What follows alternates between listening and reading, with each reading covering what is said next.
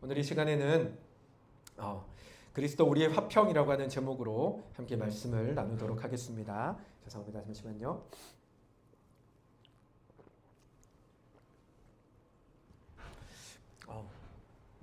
여러분, 우리가 야생의 세계를 살아가는 그 동물들을 가만히 바라보면 짝짓기 철이 되면 그 암컷을 차지하기 위하여 수컷들 간에 치열한 힘겨루기가 벌어지는 것을 보게 됩니다. 이와 같은 어떤 그 수컷들 간의 그 힘겨루기는 일반적인 동물들이 전부 다 일어나는 건데, 심지어는 사슴들에게서도 그와 같은 힘겨루기가 벌어지는 것을 보게 되는데, 평소에는 포식자들을 피해서 도망다니기 바쁜 사슴들일지라도 짝짓기 철이 되면 서로 간에 온 힘을 다해서, 어디서 그와 같은 그 힘이 나는지 용기가 나는지 모르지만 서로 간에 뿔을 격렬하게 부딪히며 힘겨루기를 하게 되죠. 그리고 그렇게 힘겨루기를 하다가 상대방이 힘에 눌려서 굴복을 하든지 아니면 어느 한 놈의 뿔이 부러질 때까지 격렬하게 부딪히게 되는데, 이놈들의 그 힘겨루기 방법이 뿔을 가지고 서로 그렇게 막 부딪히는 거다 보니까 간혹 가다가 사슴들의 뿔과 뿔이 서로 이렇게 얽혀버리는 일이 벌어집니다.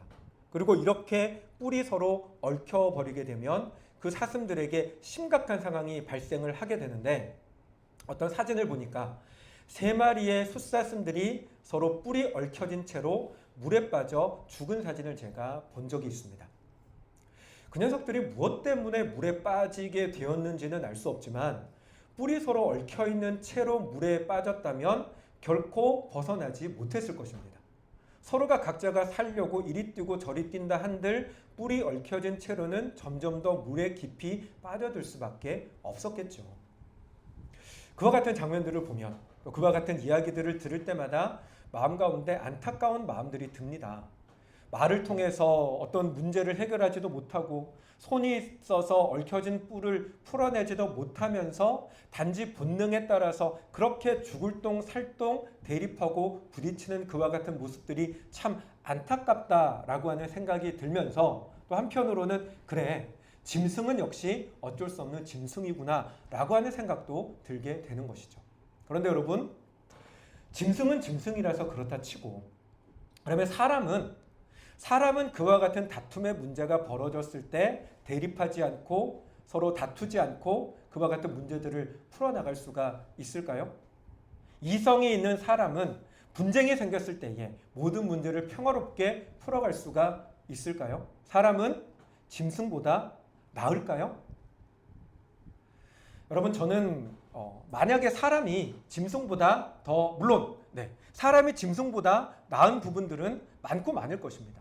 그렇지만 화평이라고 하는 문제에 있어서만큼은 저는 사람이 짐승과도 같거나 때로는 짐승보다 훨씬 더 못한 모습들을 종종 발견하게 되는데, 오늘날 우리에게도 들려오는 이스라엘과 하마스의 어떤 이야기라든지 러시아와 우크라이나의 그와 같은 소식들은 이성을 가진 사람들이, 서로 말을 통해서 대화를 할 수 있는 사람들이 문제를 풀어나가는 방법이 고작 저거밖에 없는가라고 하는 생각을 하게 됩니다. 저들이 저렇게 부딪히고 나아갔을 때 결국 그들에게 남은 결말이라고 하는 것은 수많은 사람들의 죽음이라고 하는 결말밖에 없다는 것을 뻔히 보고 있으면서도 저렇게까지밖에 할 수 없나라고 하는 안타까움을 가지게 되는 것이죠. 다시 처음의 질문으로 돌아가서, 사람은 과연 사람 간의 분쟁의 문제에 있어서 다투지 아니하고 평화롭게 문제를 해결할 수가 있을까요? 사람은 사람 간에 화평할 수 있을까요? 너무나 부정적인 이야기 같지만 저는 이 질문에 대하여 아니다 라고 답을 할 수밖에 없습니다. 왜냐하면 사람은 화평을 이룰 만큼 선하지 못하기 때문에 그렇습니다.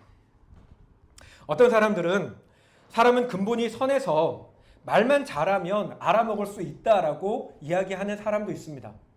사람이 나쁜 짓을 하는 이유는 배우지 못해서, 뭐가 선한 것인지 뭐가 나쁜 것인지 알지 못해서 그런 것이니, 선한 것이 무엇인지 가르치고 나쁜 것이 무엇인지를 가르치면 선한 일에 따르는 선한 보상을 가르치고 나쁜 일에 따르는 나쁜 보상을 가르치면 그러면 선을 택해서 선을 행할 것이다 라고 사람들은 이야기하는 사람도 있습니다만은, 그러나 여러분, 그와 같은 생각은 사람에 대하여 너무 순진한 생각을 하고 있는 것입니다.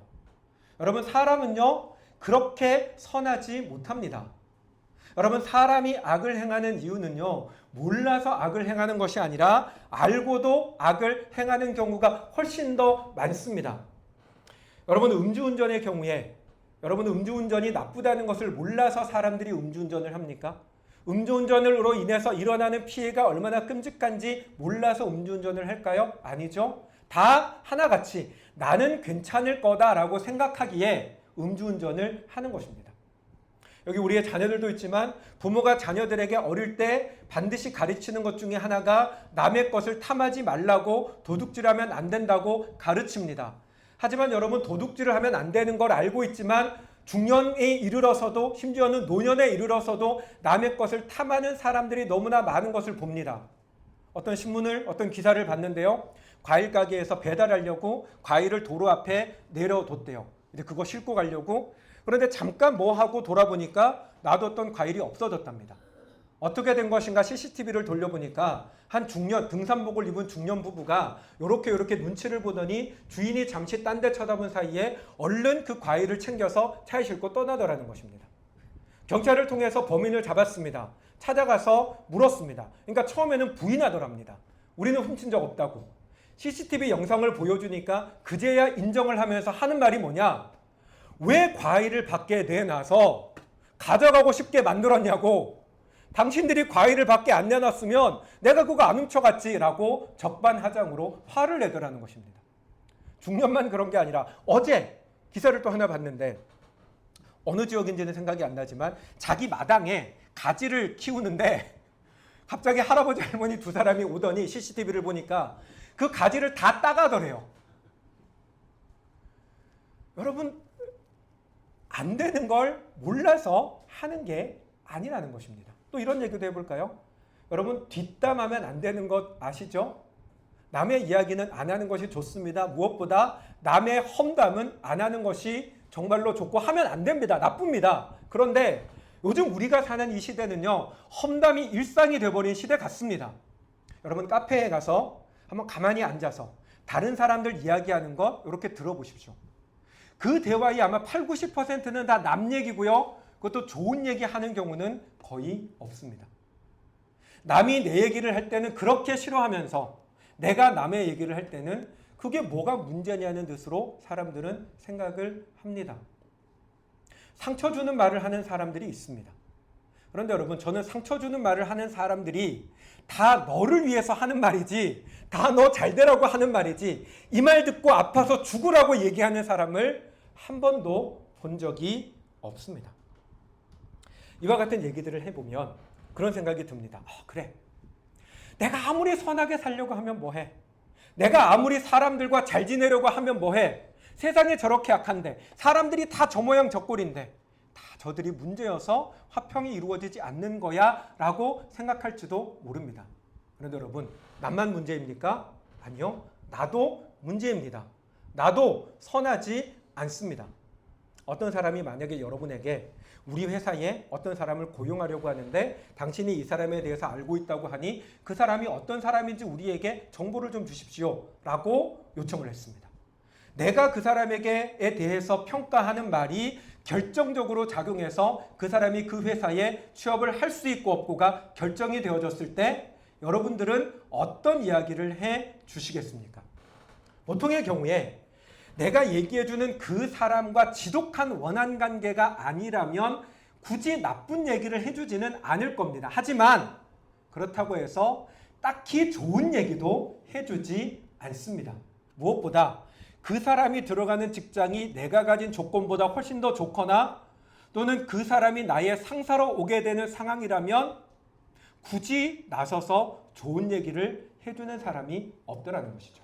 물론 내가 좋은 얘기를 해줬을 때 나에게 떨어지는 뭔가 이득이 있다면 그 얘기를 해줌으로 말미암아 취업되는 사람이 나중에 나에게 좋은 보상을 약속해 줬거나 그 사람에게 좋은 인상을 심어주거나 아니면 내 말을 듣고 있는 그 사람에게 내가 뭔가 좋은 사람인 것처럼 비춰져야 할 이유가 있다면 좋은 얘기를 해주겠지만 사람은 자기에게 돌아오는 좋은 일이 없으면 딱히 남 좋은 일을 하는 사람이 별로 없더라고 하는 것입니다. 여러분, 화평이 어려운 이유는요, 조건이 너무나 까다롭기 때문입니다. 나도 선해야 하지만 상대도 선해야 합니다. 그런데 이 조건을 만족시키는 것이 너무나 어렵습니다. 무슨 말입니까? 화평이 안 되는 이유는요, 상대에게만 있는 것이 아니고 또 나에게만 문제가 있는 것이 아니고 사람 자체가 화평을 이룰 만큼 선하지 못하기 때문에 그렇다는 것입니다. 이걸 알지 못하고 우리 안에 있는 어떤 것으로 화평을 이루기 위해서 아무리 애를 써도 불가능합니다. 사람은 그렇다는 것입니다. 물론 일시적으로 화평이 이루어진 때도 있기는 합니다. 아까 이야기한 것처럼 선함의 문제와 상관없이 이득의 문제가 걸려 있을 때 화평은 이루어질 수 있습니다. 다투는 것보다 화평하는 것이 훨씬 이득이 되면 일시적으로 그 이득으로 말미암아 화평할 수 있지만, 그러나 여러분, 그렇게 이루어진 화평은 이득이 사라지면 화평도 깨어집니다. 여러분, 사람은 변하는 존재입니다. 나도 변하지만 상대도 변합니다. 우리가 살아가는 환경과 상황도 언제든지 변합니다.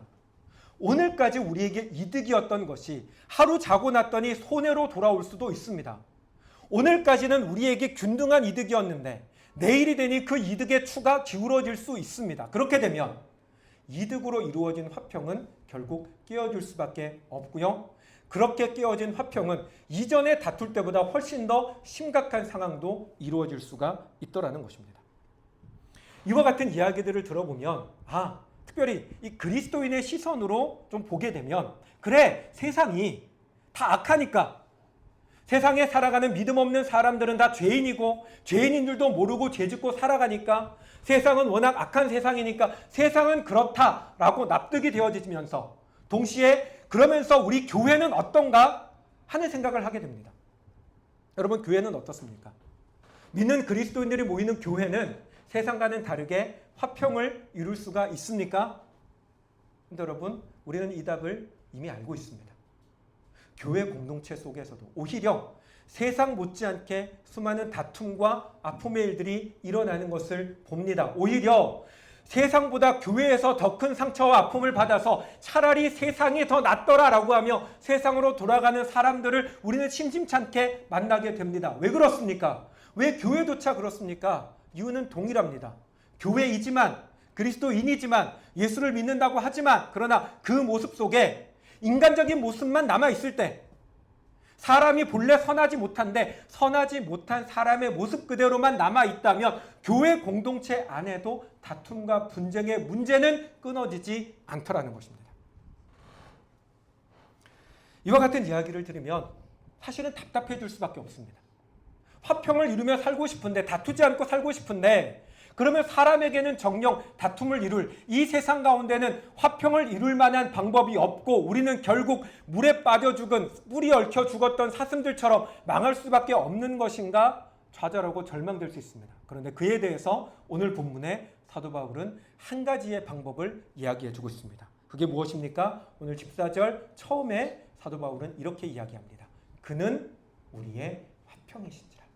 그는 우리의 화평이신지라 라고 말씀합니다. 그는 우리의 화평이라고 하는 말이 무슨 뜻입니까? 그리스도가 우리의 화평이라는 것입니다. 다르게 말하면 그리스도만이 여러분 화평이라는 것입니다. 그리스도로가 아니면 화평이 이루어질 수가 없다라고 하는 것입니다. 사랑하는 여러분, 우리는 이 사실을 분명히 깨달을 수가 있어야 합니다. 여러분, 그리스도 외에는 화평이 없습니다. 여러분, 그리스도는요, 절대 불가능한 화평의 일도 이루신 분이십니다. 여러분, 하나님과 우리의 관계는 본래 원수의 관계였습니다. 우리가 하나님께 범죄한 그 순간 하나님과 우리의 관계는 단절될 뿐만 아니라 그저 단절된 것이 아니라 철저하게 원수의 관계가 되어져 있었습니다. 그러나 그리스도께서 우리를 위하여 십자가에서 죽으심으로 말미암아 하나님과 우리하고의 깨어진 관계를 예수님은 회복하셨고 하나님과 우리하고의 화평을 주님께서 이루어 주셨습니다. 절대로 불가능할 것 같았던 하나님과 우리하고의 관계를 회복시키신 이가 그리스도이시기에 또한 마찬가지로 사람과 사람과의 관계의 회복을 이루시는 이도 오직 그리스도 예수이십니다. 사랑하는 여러분, 내 모습 이대로는 우리는 사람과 화평할 수가 없습니다.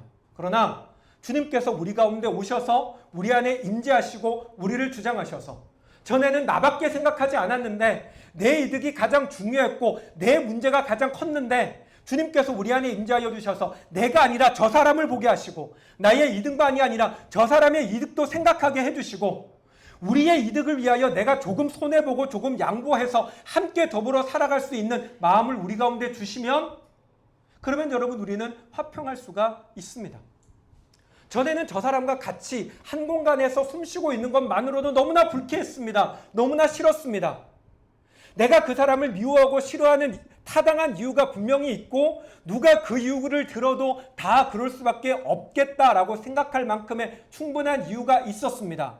그러나 그리스도께서 우리의 마음 가운데 오셔서 내 마음 가운데 주님의 마음을 주시고 비록 저 사람이 나쁘지만 저 사람이 정말 잘못했지만 그럼에도 불구하고 그 사람이 그렇게 할 수밖에 없는 그 상황을 헤아리시는 주님의 그 마음을 우리 가운데 주시면 그러면 우리가 그 사람을 품을 수 있습니다. 밉지만 싫지만 그러나 그 영혼을 불쌍히 여기는 마음 하나님이 우리 가운데 주시면 내 마음으로는 안 되지만 주님이 그 마음을 우리에게 주시면 사랑할 수가 있습니다. 내가 애를 썼습니다. 선을 행하기 위해서 잘 지내보려고 다투지 않으려고 그래도 내가 그리스도인의 이름을 가지고 있으니까 내가 나서서 저 사람과 불화하지 아니하고 잘 지내보려고 애를 썼는데 안 됩니다. 그렇게 행동하고 애를 쓰는데 오히려 비웃음만 당하고 내 주변에 있는 사람들이 다 바보 멍청이라고 손가락질합니다. 듣다 보니 나도 화가 납니다. 다 때려치우고 싶습니다. 그만두고 싶습니다. 이제는 내가 완전히 달라져서 그동안 나에게 했던 것 이상의 것을 갚아주고 싶은 마음이 일어납니다. 그런데 그리스도께서 우리 마음 가운데 임하셔서 내 마음에 위로를 주시고 주님 우리에게 말씀해 주시면 그래 지금은 네가 보이지 않지만 지금은 안 되는 것 같지만 내가 지금 일하고 있으니까 조금만 더 참아보라고 조금만 더 기다려보라고 내가 일하고 있으니 내가 역사할 때까지 조금만 더 기다려주면 안 되겠니? 주님 말씀해 주시면 그러면 우리가 할 수가 있더라고 하는 것입니다. 여러분 우리 자신만이 아닙니다. 여러분 사람이요 내가 나를 바꾸는 것도 너무너무나 힘듭니다. 조금 전에 말씀드렸던 부분들 여러분 들으시면서 그게 과연 우리 안에 이루어질 수 있을까라고 하는 생각이 들 수 있는데요. 그처럼 정말로 내가 나 자신을 바꾸는 것도 너무나 힘들고 어려운데 다른 사람을 바꾼다는 거 아까 말씀드렸죠. 선을 화평을 이루기 위한 조건은 나도 선해야 되지만 상대방도 선해야 되는데 상대방을 바꾼다는 것이 여러분 너무너무나 어려운 것입니다. 나도 안 바뀌는데요. 하지만 주님이 우리 가운데 역사하시면 하나님이 그 사람의 심령 가운데 역사하시면 우리는 바꾸지 못하지만 하나님은 사람을 바꾸십니다. 제가 예전에 전에 있었던 교회에서 유아세례 교육을 할 때 아이들 엄마들 아빠들 모아놓고 교육하면서 자주 했던 말이 뭐냐면 아이를 위해서 좋은 어떤 프로그램으로 아이를 교육시키고 좋은 학원에 보내고 좋은 교보제나 이런 것들을 사용해서 아이를 가르치는 것 너무너무 좋지만 무엇보다 많이 기도해 주라고 아이를 위해서 정말 많이 기도해야 된다라고 가르쳤었어요. 왜 그렇게 얘기를 했냐면 아무리 좋은 것을 아이에게 채워주고 바른 것을 가르치고 바른 환경을 만들어줘도 자녀는요 절대로 부모 마음대로 안 되기 때문에 그렇습니다. 그래서 그런 얘기를 했어요. 여러분도 보라고 여러분 가운데 여러분의 부모님이 원하는 대로 큰 사람이 누가 있냐고. 저도 저희 부모님이 원하는 대로 안 컸는데요. 여러분 자녀는 부모 마음대로 되지 않습니다. 하지만 하나님의 뜻대로는 됩니다. 마찬가지로 사람은 사람이 변화시키지 못하지만 하나님께서는 사람을 변화시키십니다. 그렇기에 그리스도께서 역사하시면 내 안에 역사하시고 저 사람 안에 역사하시고 우리 안에 역사하시면 하나님께서 이루시는 그 놀라운 역사의 화평이 우리 가운데 이루어진다라고 하는 것입니다. 사랑하는 여러분, 진실로 그리스도가 아니고서는 그리스도로가 아니면 화평이 이루어질 수가 없습니다. 그러므로 우리는 철저하게 오직 그리스도만을 의지를 해야 합니다. 사랑하는 여러분, 여러분은 그리스도를 정말로 의지하고 있으십니까? 그리스도께서 우리의 화평이심을 고백하며 여러분의 삶의 모든 영역에 그리스도가 임재하시고 그리스도가 주장하시고 다스리시기를 여러분 그렇게 간구하고 구하며 매달리고 있으십니까? 무엇보다 이게 진짜 중요한데요. 무엇보다 정말로 여러분은 그리스도에게 자리를 내어드리고 있습니까? 저는 여러분들이 어떤 화평을 위한 노력들을 해 오셨는지를 저는 알지 못합니다. 그런데 저의 경우를 보면 제가 어떤 다툼과 분쟁의 문제 가운데 시도해왔던 여러 가지 상황들을 보면 제가 시도해왔던 모든 것들이 거의 대부분 실패로 끝나는 것을 경험했는데, 심지어는 기도했음에도 불구하고 주님을 철저하게 의지한다고 내 나름으로는 의지를 했음에도 불구하고 실패할 때가 많았습니다. 왠지 아십니까? 기도했지만 정작 행할 때는 내 마음대로 했거든요. 주님을 의지한다고 했지만 정작 내가 뭔가 실천하고 행동해야 될 때는 내 감정을 따라서, 내 생각을 따라서, 내 방법을 따라서 했거든요. 그럴 때마다 저는 100% 실패할 수밖에 없었습니다. 무슨 말입니까, 여러분? 우리가 그리스도께 기도한다, 우리가 주님을 의지한다라고 하는 건 그냥 기도만 한다는 것이 아니라, 마음으로만 의지하는 것이 아니라, 여러분이 뭔가를 실천해야 될 때, 여러분 가운데 일어나는 감정이, 여러 하나님의 뜻과 상관없는 감정이 일어날 때 그 감정까지도 내 감정을 가지는 게 아니라 주님의 마음을 가져야 된다는 것입니다. 여러분의 머릿속에 스쳐가는 수많은 생각들이 있습니다. 근데 그 생각들이요, 좋은 생각도 지나가지만 나쁜 생각도 지나갑니다. 무엇이 옳은지를 알지만 나쁜 생각이 지나가고 나쁜 감정들이 일어날 때 사람은 감정과 생각에 따라 움직여갈 수밖에 없습니다. 그런데 그 부분까지도 내 생각과 내 감정을 따르지 아니하고 하나님께서 주시는 생각과 감정을 따라야 되고, 그것이 내 안에 역사하기를 우리는 끊임없이 몸부림치며 싸워야 한다는 것입니다. 우리가 무언가를 알더라도 그것을 실천하기 어려운 이유가 뭔지 아십니까? 익숙하지 않거든요. 그걸 하는 것이 어렵거든요. 해보면 처음부터 다 잘 되는 게 아니거든요. 그러니까 포기해버립니다. 하지만 주님의 방법을 따른다는 건 내가 넘어져도, 내가 실패해도, 내가 불편하고 힘들어도 이게 하나님께서 주시는 방법이라면 그 방법을 끝까지 포기하지 않고 따라가는 것이 하나님의 방법에 순종하는 것입니다. 여러분, 오늘 지금 저는 이 자리에서 그리스도만이 화평이라고 하는 말씀을 계속 강조해서 말씀드리고 있습니다. 이거를 지식으로 아는 건 여러분 누구나 다 할 수 있는 것입니다. 그런데 정말로 힘든 건 나의 순종이 반드시 따라와야 하는 것이기 때문입니다. 주님이 화평이시죠. 내 마음 가운데 임재하셔서 나를 주장해 주십시오. 아무리 기도해도 주님께서 주시는 작은 것 하나에도 내가 순종하지 못한다면, 저 사람에게 주님 임재하여 주셔서 역사해 주십시오. 기도는 하지만 내가 정작 저 사람에게 행해야 되고 양보해야 되고 나를 숙여야 되고 자존심을 꺾어야 될 때 내가 그것을 꺾지 못하면 그건 그리스도께 맡기는 게 아닙니다. 사랑하는 여러분, 정말로 온전하게 그리스도의 다스림과 그리스도의 역사심에 전적으로 순종하며 나아가는 저와 여러분들이 되시기를 주님의 이름으로 축원합니다. 그리고 여러분, 마지막으로 그리스도를 향하여 온전하게 순종하기 위해서 절대적으로 우리에게 필요한 것이 있는데요. 그것이 바로 성령의 충만함입니다. 여러분, 정말로 한번 잘 생각해 보십시오. 여러분, 우리가 성령의 충만함을 위하여 얼마만큼 간절하게 기도하며 매달리고 있습니까? 저는 아주 옛날부터 신앙생활을 해왔던 사람이다 보니까 80년대, 90년대에 교회들이 가장 많이 기도했던 것이 무엇인지를 알고 있습니다. 이게 뭔지 아십니까? 성령의 충만함이었습니다.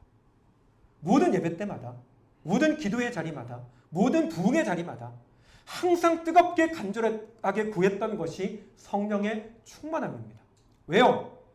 과거 신앙인들의 그 모습 가운데 비판할 모습들도 분명히 많이 있지만, 그러나 그들이 분명하게 깨달았던 것은 이것입니다. 성령의 역사가 아니고서는, 성령이 우리를 주장하지 아니하시고는 절대로 우리 가운데 있는 자아가 깨어지지 않고 절대로 우리가 하나님께 순종할 수 없다는 것을 알았기에 많은 신앙의 선배들이 뜨겁게 구하며 간구했던 것이 성령의 충만함이라고 하는 것입니다.